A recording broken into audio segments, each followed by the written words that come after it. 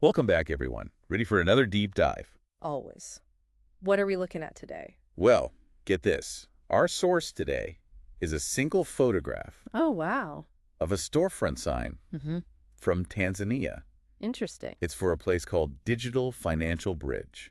Okay, a digital financial bridge. Yeah, and you might not think a simple shop sign could be so revealing, Right. but this one is packed with clues about how people in Tanzania are managing their money. Especially with how much technology has been changing things. Exactly. So let's jump right in. Okay, that's good. So first off, the location of this shop is fascinating. Yeah, what about it?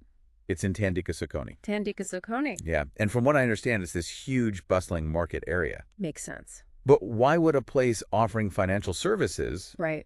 set up shop right in the middle of a busy market like that? Well, think about it. Markets are like the heart of economic activity. Oh, I see. People are constantly buying, selling, trading. Makes sense? It's where the money is flowing, so it's actually a prime location for financial services. So it's all about convenience. Exactly, meeting people right where they are. So like instead of like a bank on a quiet street, Yeah, exactly. they're right in the middle of the action. Exactly. Okay, I see. Yeah. Now looking at the sign, Yeah. it lists a ton of mobile money providers. Mm. Like Tigo Pesa, Airtel Money, M-Pesa, Halo Pesa, Wow. T-Pesa, Azam Pesa. I mean, it's a mouthful. Yeah. Is mobile money really that big of a deal in Tanzania? It's massive. It's basically replaced traditional banking for a lot of people. Really? Yeah, you see, mobile money is just so much easier to use. It's accessible, even in really remote areas. Oh, that makes sense. And it's incredibly popular. How popular are we talking? Well, I read somewhere that over 60% of adults in Tanzania are using mobile money. 60%. Yeah, pretty amazing, right? People who might never have even had a bank account can now send money, pay their bills, even get small loans all through their phones. That's incredible. Yeah, it's really changing the game. But here's the thing that I don't quite get. Okay. The shop also offers services for a ton of banks, Huh. like ABSA, Access Bank, CRDB. The list goes on and on. So many banks. I know. So if mobile money is so popular, Yeah. why even bother with banks at all?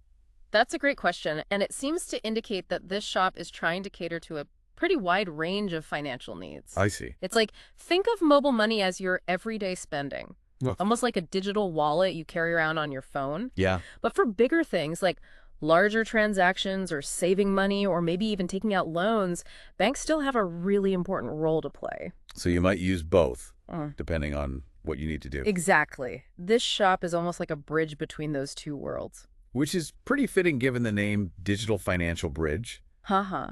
It's facilitating the flow of money between mobile platforms and banks.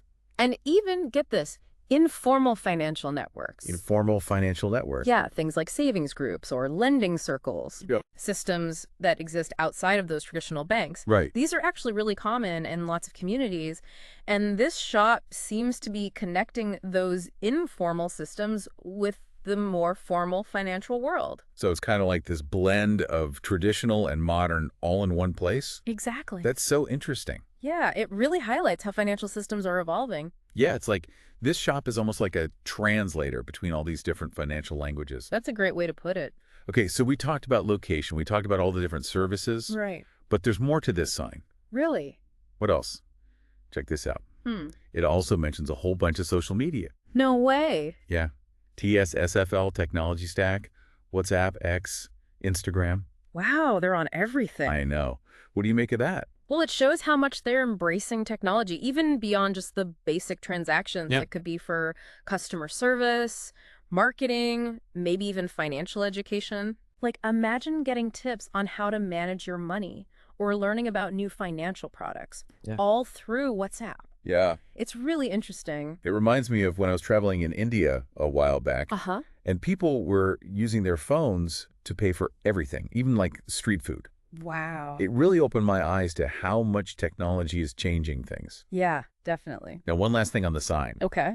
It says the shop is open super long hours, Mm-hmm. 7 a.m. to 8 p.m., Monday through Saturday.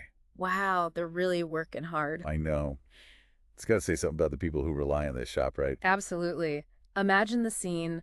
Market vendors finishing up a long day, small business owners depositing their earnings, someone sending money to family in another part of the country. Yeah.